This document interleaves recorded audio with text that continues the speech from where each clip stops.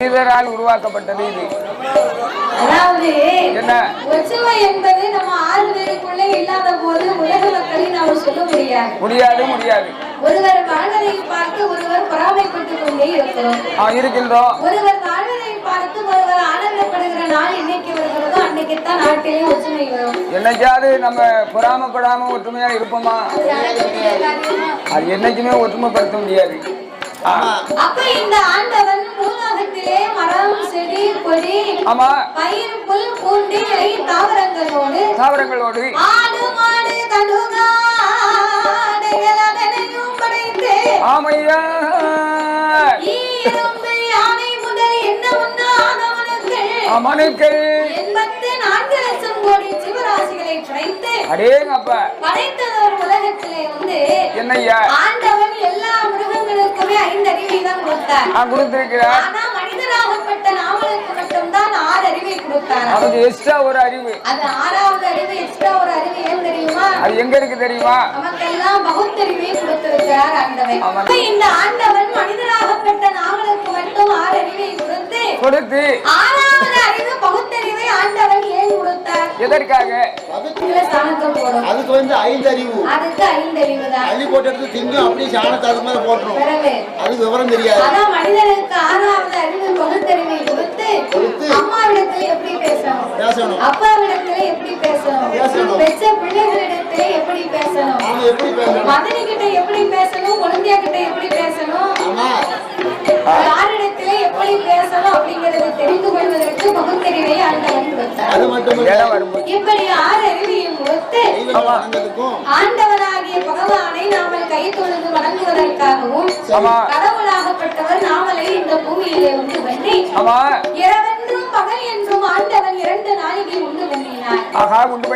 அதெல்லாம் நாமளுக்கு ஓய்வில்லாத உழைப்பை கொடுத்தார். இரவை எல்லாமே நாமல் வேலை பார்ப்பதற்காக ஓய்வெடுக்கக்கூடிய நித்திரை உறக்கத்தை படைத்து இறைவனாகிய சிவபெருமான் இந்த உலகத்தை இப்படி படைத்தால் மட்டும் போராது. என்ன செய்ய வேண்டும்? படைத்த மக்களை பட்டினி இல்லாமல் படியிறக்க வேண்டும் என்று ஆண்டவன் எப்படி படியிறந்து வருகின்றார்? எப்படி ஐயா? நாளை நல்ல தீனை எடுத்து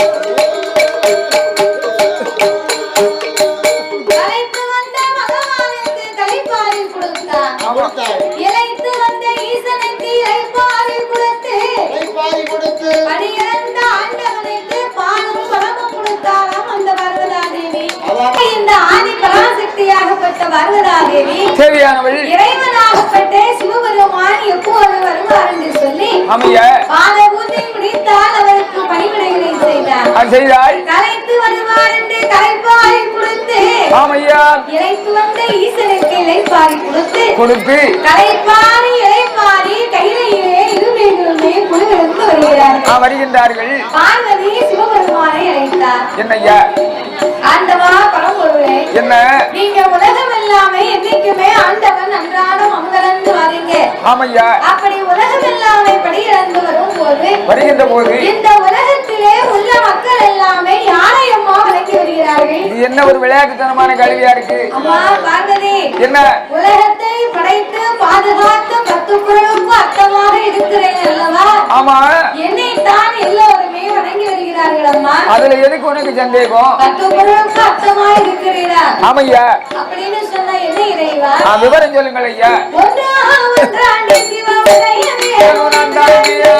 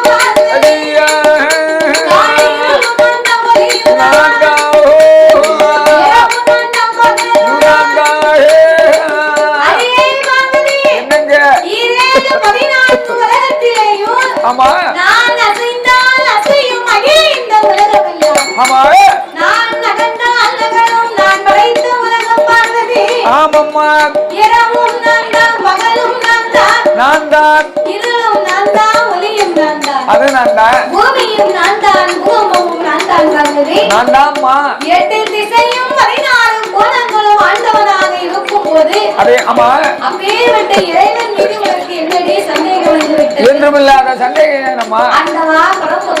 என்னம்மா? இத்தனை பொருளுக்கு அர்த்தமாக இருக்கக்கூடிய இறைவன் ஆமா, தாங்கள் எல்லா மக்களும் உங்களை வணங்கும் போது வேறு இருப்பீர்கள், ஏன் நீங்கள் வணங்க வேண்டும்? அதனுடைய விவரம் என்னையா? பார்வதி, அம்மா, நீ சொல்லுவதை பார்த்தா என்ன இந்த உலக மக்களுக்கெல்லாம் இரவும் பகலும் வர வேண்டும் என்றா யாரால முடியும்? நம்ம மைக் செட்டுக்காரங்க மைக் செட்டுக்காரர் இல்லையா? லைட் போட்டா தானே வெளிச்சம் தெரியும். அது ராத்திரிக்கியா?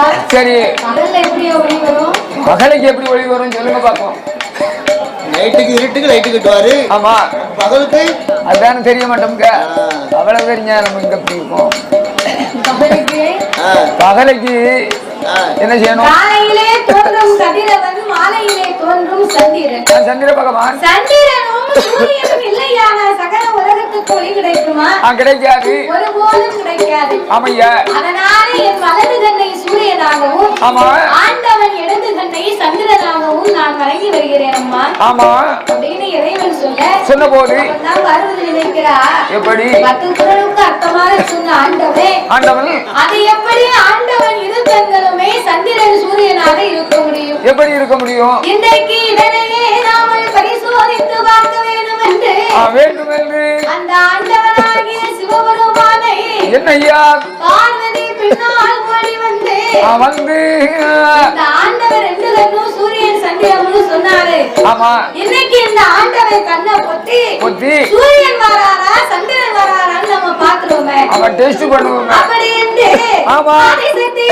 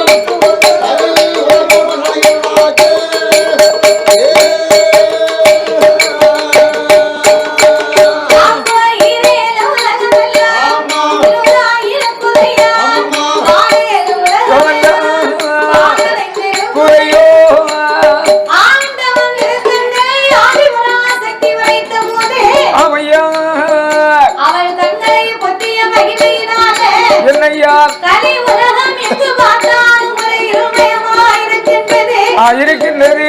உலகமே இருட்டாயிருந்தா அக்கறையெல்லாம் சுத்தமுகம் தெரியாமலே திகைத்து வாடுகிறார்கள். அசையும் பொருள் அத்தனையும் அப்படியே அசையாமல் இருக்கு. அப்ப ஆண்டவன் பார்த்தார், என்ன செய்கிறார்? இந்த உலகமே இப்படி இருளாக்கிட்டாலே இந்த பார்வதி உங்களுக்கு இவ்வளவோ எடுத்து சொன்னா நம்ம மேலே இவளுக்கு நம்பிக்கையே வரல. அதானே நமக்கு இருக்கக்கூடிய 2 கண்கள் தானே இந்த பார்வதிக்கு தெரியும். அதைத்தானே இவளால மறைக்க முடிந்தது. அதானே சிவபெருமானுக்கு ஞானக்கண் 3வது நெற்றிக்கண் உண்டு. இன்றைக்கு இதனையே திறந்து நெற்றிக்கண்ணை திறந்து நாமல் நீண்ட ஒளி கொடுக்க வேண்டும் என்று அந்த இறைவனாகிய சிவபெருமான் என்ன செய்கிறார்? ஆதிசக்தி முன்னாலே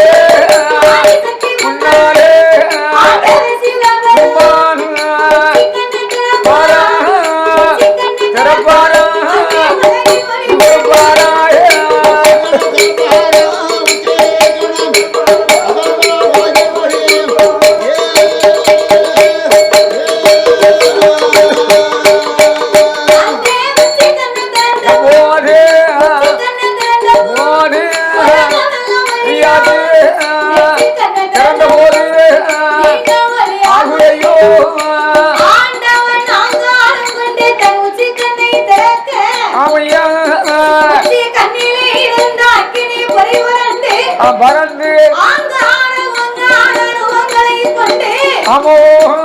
காலின் அவசரத்திலே வீர சொருவத்தோடு ஒரு அம்மன் வந்து பிறந்தாள். ஆண்டவன் பெண்ணை வரவழைத்தார். தாயே, நீ ஆட வேண்டாம், பாட வேண்டாம், ஆடி போட வேண்டாமா. நீ உச்சி கண்ணிலே காலின் அம்சமாக பிறந்ததனால உலக சக்தி உச்சினி மாகாளி உண்டு. உச்சி கண்ணிலே பிறந்ததனால் உலக சக்தி உச்சினி மாகாளி என்று பெயரை கொடுத்து அவளை வரம் கொடுத்து வளர்க்குவ ஆசிரியை அமர வைக்க அந்த சிவபெருமான் உச்சி கண்ணை திறந்ததை கண்டு பார்வதாதேவி ஓடோடி வந்தார். என்ன செய்கின்றாய்? ஆண்டவா பரம்பொருளே, ஐயா செய்து விட்டேன். ஆண்டவா என்னை மன்னிக்க வேண்டும். மன்னிக்க வேண்டும் ஐயா. தெரியாமல் செய்த குற்றத்தை என் சிவனாரே எனக்கு மன்னிக்க வேண்டும் என்று சொல்லி சொல்லி பார்வதி ஆண்டவன் முன்னாலே பட்டு பயந்து நிற்கிறார். நிற்கின்றாள். பட்டு பயந்து நிற்கும் போது பார்வதி பயத்தினால் அங்கமெல்லாம் ஏற்று பார்வதியின் வேர்வை கைலாசத்திலே காட்டாத்து வெள்ளமா கரை புரண்டு வருகின்றது. அங்கமெல்லாம் பதறி ஆவி தகலாகிய உடனே இந்த பார்வதியின் வேர்வை வெள்ளமா பெருக்கெடுத்து வந்த உடனே சிவன் பார்த்தார். என்ன செய்கிறார்? இந்த வெள்ளமோ ஒரு உப்பு தண்ணி. இது பூமிக்கு போனா உலகத்துக்கு அழிவு வந்து சேரும். ஆகையினாலே என்னையா 1008 சடாமுடியிலே ஓர் முடியை உழைத்து அதையே பார்வதியின் அங்கமெல்லாம் துவட்டி சிவபெருமான் ஒரு பொன்னை கட்டினார். அதிலே இருந்து ஒரு 10 சொட்டு வேர்வை பூமியிலே விட அந்த 10 சொட்டு வேர்வையவும் 10 கடலாகவே படைத்து ஆண்டவன் தத்துவமாகவே பெருநாமத்தை கொடுத்தார். எப்படி ஐயா? சாமி ஒன்று சம்பதிவு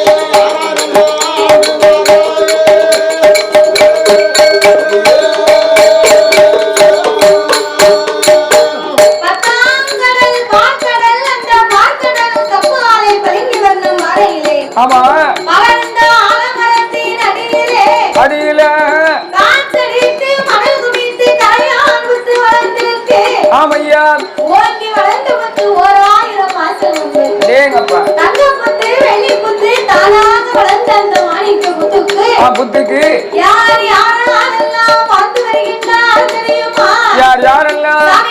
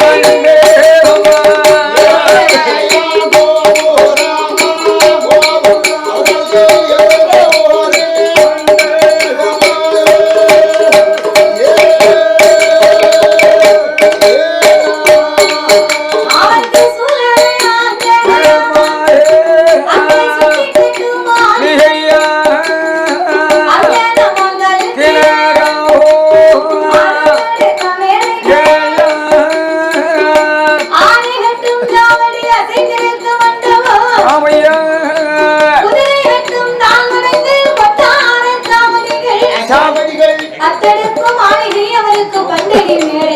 பந்தடி மேடைகள். ஒரு மனிதனுடைய வாழ்க்கையிலே என்னென்ன செல்வங்கள் வேணுமோ வேண்டுமோ நாகலோக வட்டணத்தை ஆண்டு வரும் நாகராஜனுக்கும் நாகக்கண்ணிக்கும் அத்தனை செல்வங்களுமே நிறைந்திருக்கின்றன. என்ன நிறைந்திருக்கு? நாகம் என்று சொன்னா என்னம்மா? தலை மனித தலை. மனித தலை. உடம்பெல்லாம் நாக வடிவம். அது பாம்பின் வடிவம். அப்ப இப்படி தெய்வ அம்சமாகவே வாழ்ந்து வரக்கூடிய இருவேர்களுக்கும் எல்லா செல்வங்கள் எல்லாம் நிறைந்திருந்த போது இருவேர்களுக்கும் ஏண்டும் குழந்தை ஒன்று கிடையாது. குழந்தை ஒன்று இல்லை. அதாவது 16 செல்வம் இருந்தாலும் அந்த 16 செல்வத்திலேயும் வாய் திறந்து நாமளை அம்மா அப்பா வந்து அழைக்கக்கூடிய ஒரே செல்வம் அந்த பிள்ளை செல்வம் தான். பிள்ளை செல்வம். மண்ணு மழை இருந்தா அந்த மண்ணை வந்து நம்மள அம்மா அப்பான்னு கூப்பிடுமா ஐயா? கூப்பிடாது. பிறகு நிறைய பணம் கட்டுக்கட்டா இருந்தாலும் லட்சக்கணக்கில் வச்சிருந்தாலும் பணம் நம்மள அம்மா அப்பான்னு கூப்பிடுமா? ஒருபோதும் கூப்பிடாது. கழுத்துல போட்டுக்கவே தங்க ஆபரணம் 50 பவுன் கழுத்துல அள்ளி போட்டாலும் அந்த 50 பவுன் வந்து நம்மள அம்மா அப்பான்னு கூப்பிடுமா? கூப்பிடாது. அன்புக்கு ஈடு எதுவுமே கிடையாது. அப்போ நாம அன்போடு ஆசையோடு அம்மா அப்பா என்று அழைக்கணுமானா செல்வத்திலே சிறந்த செல்வமே பிள்ளை செல்வம் தான். பிள்ளை செல்வம் தான். 35 வருஷத்துக்கு முன்னாடி என்ன நான் கல்யாணம் பண்ணி தாலி கட்டினோன்னு என்னாச்சு? எங்க பாட்டி காலையில போய் விழுந்தேன். ஆசீர்வாதம் வாங்க. சரி. எங்க பாட்டி சொன்னா என்னன்னா ஏராண்டி நீ 16 பெற்று சரி பெருவாழ்வு வாழணும் அப்படின்னா நீர் என்ன செய்யுது? நான் விவரம் தெரியாம 16 பிள்ளைய பெற்று இப்ப வளர்க்க முடியாம கட்டி கொடுக்க முடியாம சீரழிச்சு உங்க ஆட்சி சொன்ன வார்த்தையில வந்து வித்தியாசம் இருக்கு. வித்தியாசம் இருக்கும். ஆமா நான் 16 பிள்ளைய தான் பெற்க சொன்னான்னு 16 பிள்ளைய பெற்று சரிதான் சட்டையும் இல்லாம டவுசரும் இல்லாம சேரையும் இல்லாம பாவடையும் இல்லாம பிள்ளை அடையுது. அவ 16 செல்வத்தை பெற்று வாழும் சொன்ன. அதாவது அன்பு, வீரம், கல்வி, ஆமா செல்வங்கள் பேர் பெற்ற 16 செல்வங்கள். 16 வகை செல்வத்துல வாயிலிருந்து பேசக்கூடிய செல்வம் தான் பிள்ளை செல்வம். அதேதான் 16 செல்வத்திலேயும் ஒரு செல்வம் தான் பிள்ளை செல்வம்.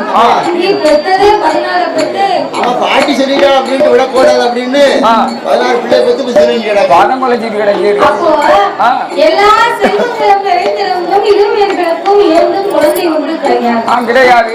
ஏந்தும் குழந்தை இல்லாத அந்த நாகராஜனும் நாகக்கண்ணியும் என்ன செய்கின்றார்? 12 வருடமாக குழந்தை இல்லை என்று ஆமையா அந்த நாகக்கண்ணி பெண்குடியா என்ன செய்கின்றார்?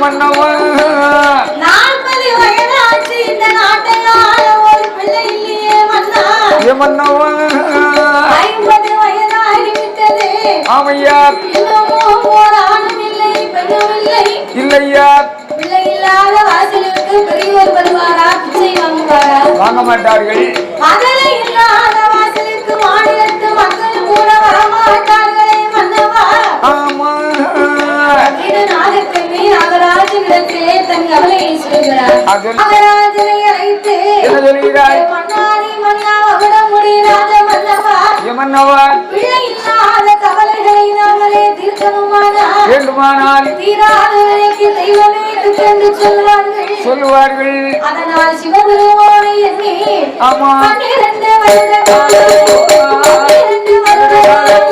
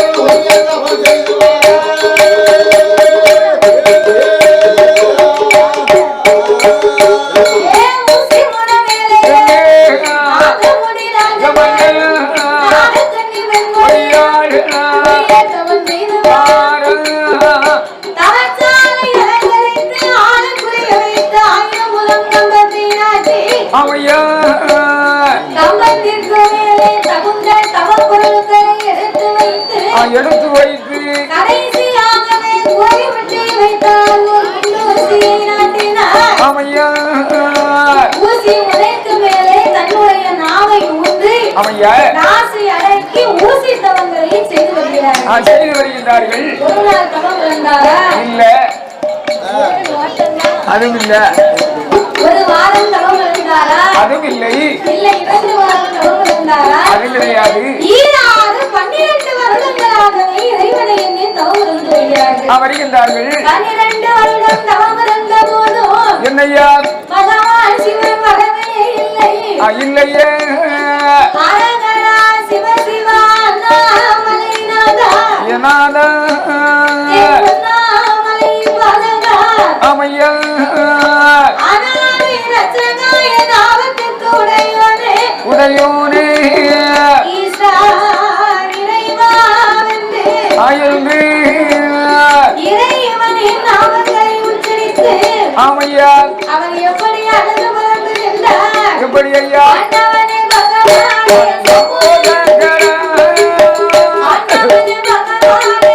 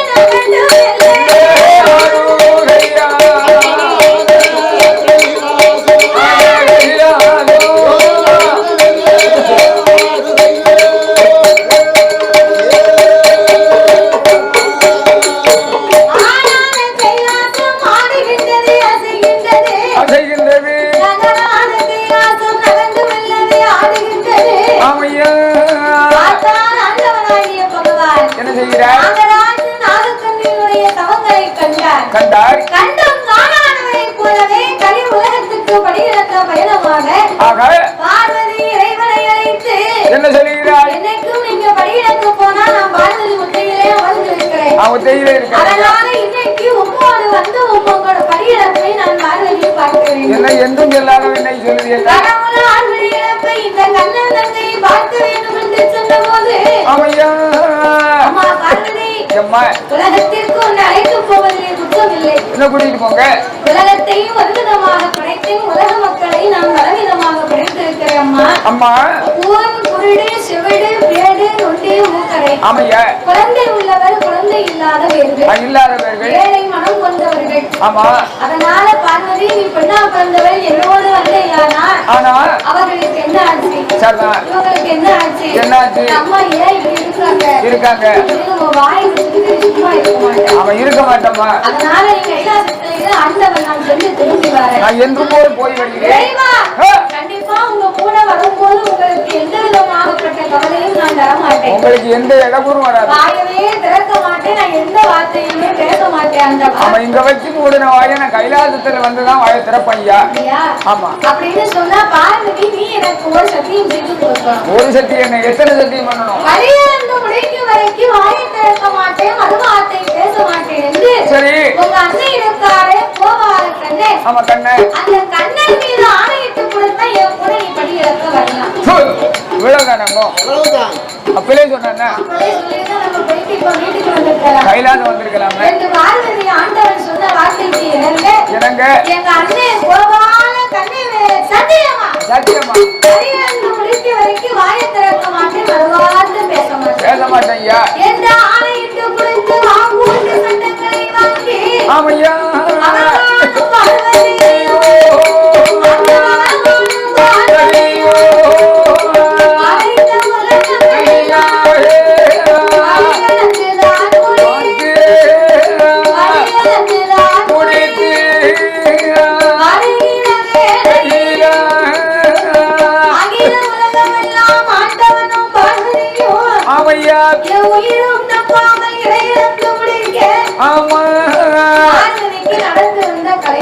கலைப்பை தீர்க்க வேண்டும் என்று கண்ணு கட்டிய தூரத்திலே ஒரு பெரிய ஆலமரத்தை கண்டு ஓடி போய் அந்த ஆலமரத்தின் நிழலிலே அமர்ந்து கொண்டாய் இந்த பார்வதி.